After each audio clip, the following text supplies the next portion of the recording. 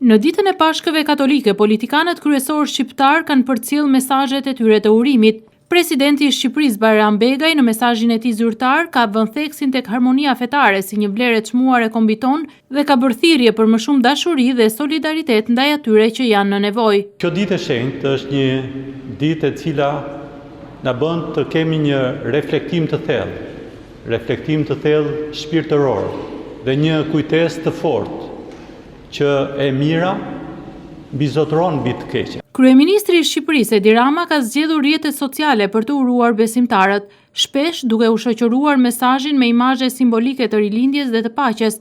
Urimi i tij fokusohet tek shpresa dhe bashkimi mes shqiptarëve. Sali Berisha dhe krerët e tjerë të opozitës kanë përcjell mesazhet e tyre të urimit duke dëshiruar që besimtarët në ditën e Pashkëve të kenë ditë të bardha, me mesazhe që shpesh ndërthurin besimin tek Zoti me shpresën për një të ardhme më të mirë për vendin.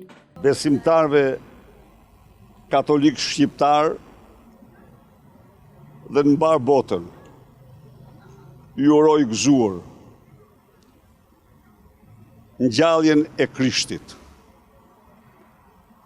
ditën më të rëndësishme në historinë e qytetërimit perëndimor,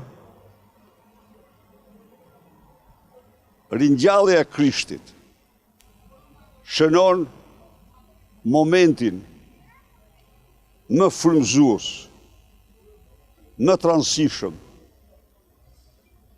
për mbar njerëzimin. Ndërkohë, urimi i arqipeshkvi Arjan Dodajt në Pashkë fokusohet tek shpresa, rilindja shpirtërore dhe triumfi i jetës mbi vdekjen. Pashkët nuk janë thjesht një kujtim historik, por një ftesë për ndryshim të brendshëm, rilindje në familje.